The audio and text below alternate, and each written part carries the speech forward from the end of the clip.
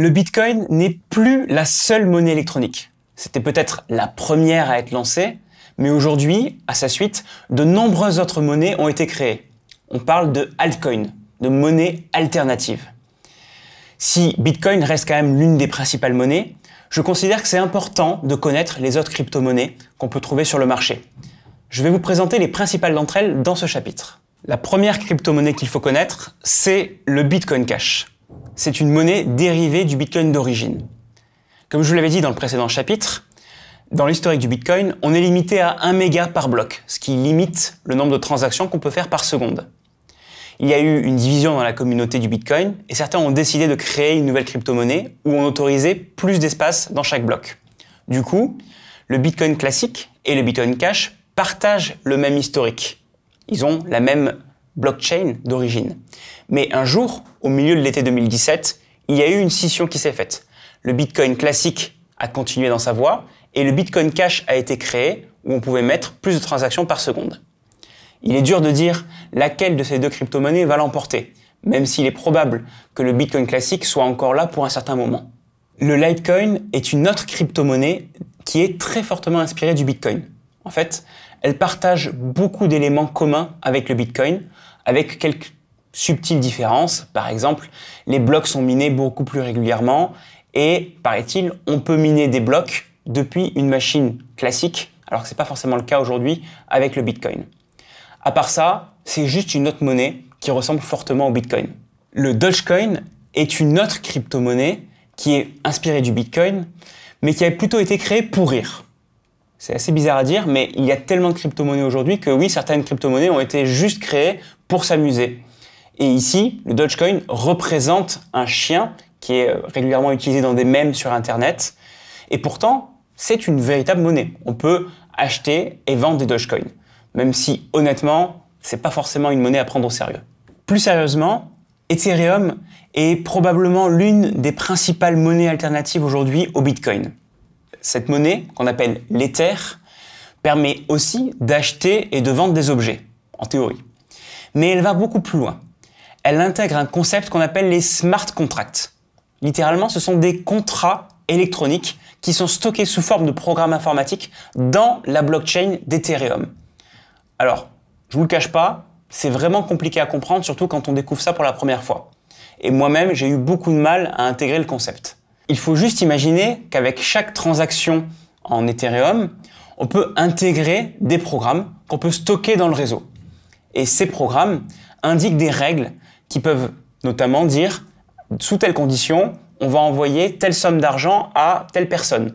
Sous telle condition, on va envoyer telle somme d'argent à telle personne.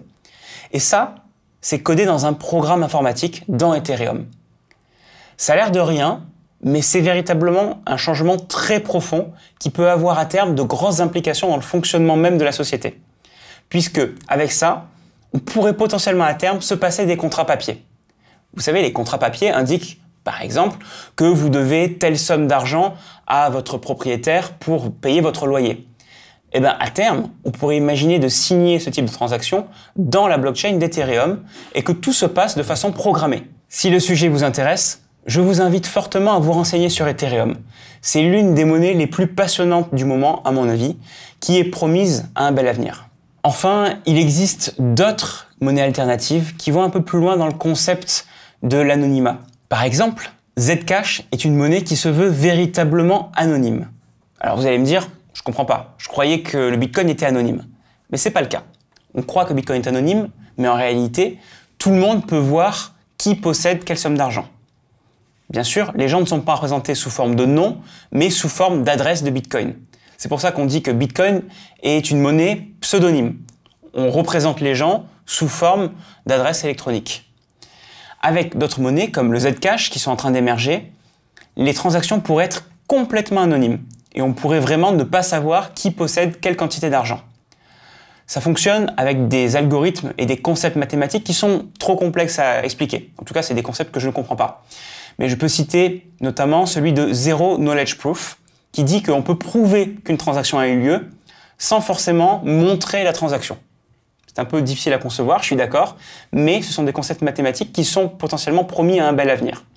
Donc si ça vous intéresse, renseignez-vous du côté de Zcash et d'autres monnaies alternatives de ce type qui proposent un véritable anonymat sur Internet. Et puis, il existe encore des centaines et des centaines de monnaies alternatives. Mais je ne vais pas toutes vous les présenter une par une. Parce que, honnêtement, personne ne les connaît toutes et ils s'en créent tous les jours ou toutes les semaines. Donc, il y en a beaucoup. Je peux citer le TerraCoin, le Zetacoin, Uno Batononium, Infinitecoin, Primecoin, Yacoin. Il y a vraiment une pléthore de monnaies alternatives. Il existe plusieurs sites qui référencent ces monnaies alternatives. Vous les voyez affichées sur l'écran, vous pouvez les consulter. Vous verrez notamment que des monnaies sont créées tous les jours et vous verrez aussi la valeur en dollars de ces monnaies. Réfléchissez bien avant d'investir dans ces monnaies parce qu'il en existe beaucoup et certaines probablement n'existeront pas dans plusieurs mois. Enfin, sachez que certaines crypto-monnaies lèvent de l'argent pour pouvoir se financer. On parle de ICO, Initial Coin Offering. On retrouve ces ICO aussi sous forme de smart contracts dans la blockchain d'Ethereum. C'est un moyen pour des gens de lever de l'argent. Mais c'est un processus qui est aujourd'hui assez controversé parce que beaucoup d'argent est levé et on ignore si l'État autorisera la régulation de ce type d'éléments et si demain le marché ne va pas se crasher. Donc soyez très prudents quand vous investissez dans des nouvelles crypto-monnaies, quand vous participez à des ICO. Certains peuvent gagner beaucoup d'argent, mais ils peuvent aussi en perdre beaucoup. Donc restez très prudents.